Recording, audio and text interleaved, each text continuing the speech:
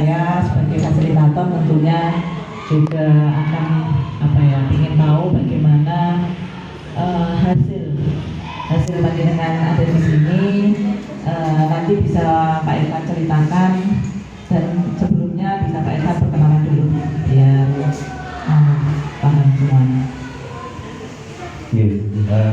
Perkenalkan, saya Muhammad Irfan Lutfi. Saya dari SMP Islam Gadusari.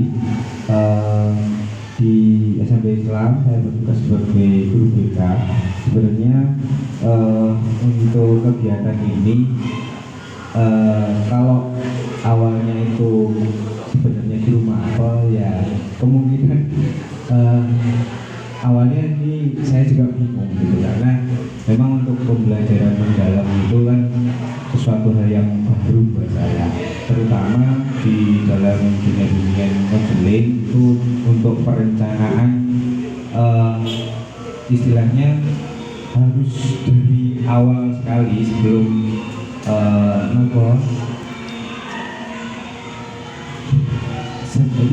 tidak seperti dengan mata pelajaran lain. Tetapi dengan kegiatan ini tentu banyak hal yang saya dapat, mulai dari bagaimana membuat sebuah perencanaan yang baik, pelaksanaan yang baik, sehingga menumbuhkan kegembiraan di dalam kelas dan memberikan kebermaknaan pada siswa. Jadi banyak sekali yang Ibu Fasil berikan kepada guru gitu. Ya, Pak Irfan, panjenengan tadi bilang ya kalau kok beda gitu kan, karena kan guru BK seperti itu. Seperti halnya saya yang mana untuk RPM-nya juga akan berbeda seperti itu. Sehingga dengan adanya RPM mendalam itu kan bisa juga untuk kita bisa untuk membuat yang mendalam juga untuk belajar mendalam. Mungkin Pak Irfan bisa menjelaskan awal mula Pak Irfan itu ditunjuk atau seperti apa saat ada tugas untuk datang ke sini terus untuk mempelajari pembelajaran mendalam. Awalnya itu seperti apa pengetahuan tentang pembelajaran mendalam menurut Pak Irfan? Kalau pemahaman tentang pembelajaran mendalam sendiri memang saya juga belum begitu mengikuti, walaupun sudah banyak berseliweran di media sosial dari kementerian yang baru. Cuma memang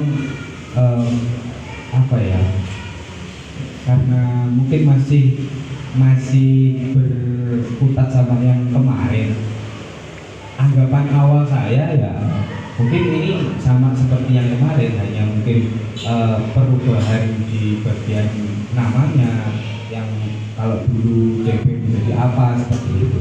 Tetapi setelah mengikuti ini memang ada hal yang memang perlu ditekankan dalam pembelajaran mendalam, yaitu bagaimana pembelajaran yang kita lakukan itu menggembirakan, memberikan makna kepada siswa, sehingga di situ memang pembelajaran yang kita lakukan itu bisa memuliakan siswa kita. Ya, kalau di istilahnya di dalam dunia konseling memang itu tujuan kita, bagaimana bisa memanusiakan manusia. Itu kalau menurut saya.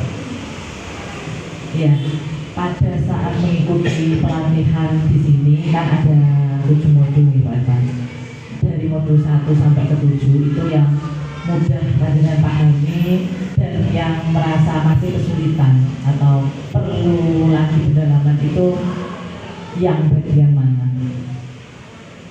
Yang paling mudah kalau menurut saya ya yang paling awal, yang di pola pikir itu, karena memang itu ya kalau di dalam perkuliahan dulu memang kan sudah masuk dalam perkuliahan saya. Jadi istilahnya memang saya sendiri kalau untuk menjadi seorang itu memang kemauan, sebenarnya keinginan saya bagaimana di sekolah juga menjadi seorang yang tidak hanya tetap sampai di situ, ya kalau bisa terus bertumbuh. Jadi secara materi mungkin itu lebih mudah saya serap karena memang sebelumnya pernah saya alami. Kalau yang paling sulit sekali lagi mungkin di bagian assessment, di bagian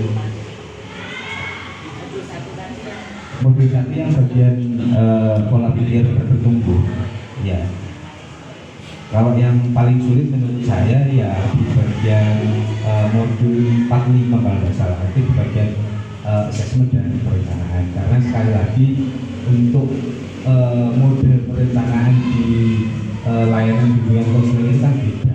Dan kalau sekilas dari 7 modul itu yang mengarah ke bimbingan konseling itu memang belum ada. Sehingga menurut saya ya oke, kita ikuti, cuman untuk biasanya kalau format kita itu seperti apa itu yang mungkin menurut saya menjadi sulit dan masih bingung istilahnya gitu. Sebenarnya kalau hasil akhir kan tetap ada, mulai dari tujuan kita memberikan pembelajaran apa, asesmen yang kita lakukan apa. Cuman mungkin apa ya masih belum nemu mungkin di diri saya itu. Ya, terima kasih Mbak. Berarti nanti di modul tadi ya tentang asesmen nanti terus belajar lagi untuk mensinkronkan ya atau mengaplikasikan yang dengan kita itu seperti apa gitu ya. Setelah 6 hari tentunya kan ada hasilnya. Menurut Pak Irfan itu hasilnya itu seperti apa, dan nanti di saat terjun ke kelas kemudian ke sekolah lagi apa yang akan diterapkan seperti itu.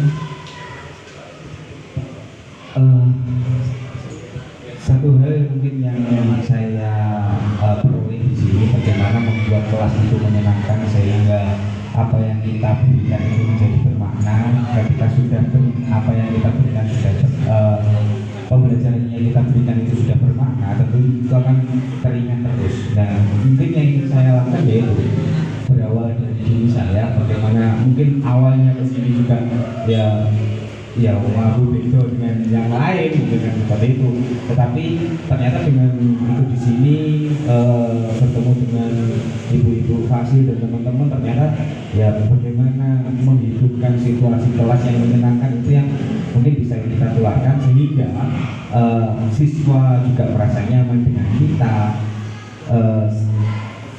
bisa menerima apa yang kita berikan sehingga nanti bisa tertular ke kehidupan sehari-hari mereka. Mungkin itu.